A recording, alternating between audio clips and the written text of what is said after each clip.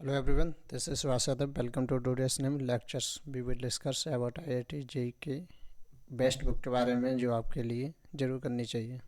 हम बात करेंगे यहाँ पे दो प्रकार के बच्चों के लिए, जो IIT JEE की कोचिंग ऑनलाइन या ऑफलाइन कर रहे हैं, दूसरे जो ना तो ऑनलाइन ऑफलाइन कर रहे हैं या फिर अपनी सेल्फ स्टडी कर रहे हैं, सेल्फ स्टडी प्लस यूट्यूब वगैरह से पढ़ाई कर रहे हैं। तो उनके लिए जो बेस्ट बुक हैं वो कौन कौन से रहेंगे उसके बारे में हम आज डिस्कस करेंगे।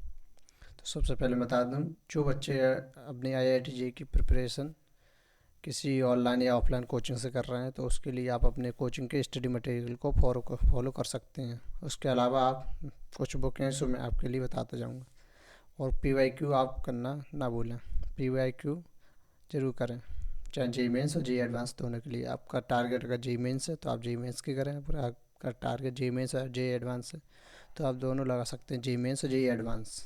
ठीक है, तो स्टार्ट करते हैं। तो सबसे पहले बात करते हैं फिजिक्स की बुक के बारे में। तो मैं कहूँगा कि आपने जो पहले अपने जो स्टडी मटेरियल कोचिंग का फॉलो कर रहे हैं वो उसी के फॉलो करें। उसके अलावा आप और जो बच्चे किसी कोचिंग इंस्टीट्यूट वगैरह से ज्वाइन नहीं है तो वो ये यूट्यूब वगैरह से पढ़ रहे हैं, तो अपने कंसेप्ट का क्लियर नहीं है तो क्लियर करने के लिए SC वर्मा लगा सकते हैं। और प्रॉब्लम सॉल्व करनी है आपके लिए, क्वेश्चन सॉल्व करने है तो इसके लिए आप DC पांडे लगा सकते हैं।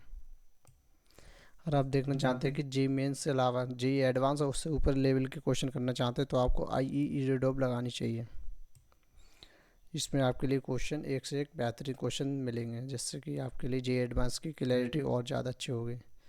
और आप JEE मेंस में अगर JEE मेंस तक की तैयारी करना चाहते हैं तो आप JEE मेंस के PYQ लगाएं। अगर आप JEE मेंस और JEE एडवांस दोनों की प्रेप करना चाहते हैं तो आप दोनों को लगा सकते हैं। वो कम से कम 15 ईयर के होने चाहिए लास्ट। बात करें केमिस्ट्री, तो केमिस्ट्री में 3 ब्रांच होते हैं, फिजिकल केमिस्ट्री, इनऑर्गेनिक और ऑर्गेनिक। तो मैं वही बात रहेगी, जिससे कि कोचिंग इंस्टीट्यूट से जुड़े हैं तो आप अपना उसका फॉलो कर सकते हैं। उसके अलावा कुछ बुक हैं वो आप जरूर को फॉलो करनी चाहिए। एक PYQ, दूसरे जैसे फिजिकल केमिस्ट्री में आप अगर फिजिकल केमिस्ट्री में न्यूमेरिकल की प्रैक्टिस करना चाहते हैं तो आप P बहादुर लगा सकते हैं JEE मेंस तक के और कॉन्सेप्ट क्लियर करने के लिए। अगर आप JEE एडवांस लेवल के क्वेश्चन की प्रैक्टिस करना चाहते हैं फिजिकल केमिस्ट्री में तो आप N अवस्थी ज़रूर लगाएं, वो सबसे बेहतरीन बुक मान जाती है।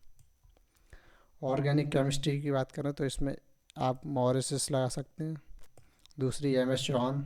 आप JEE मेंस और कॉन्सेप्ट क्लियरिटी के लिए, प्रॉब्लम सॉल्विंग करने के लिए आप लगा सकते हैं। अगर आप JEE एडवांस तक जाना चाहते हैं तो आपको OP टंडन लगानी चाहिए ज़रूर।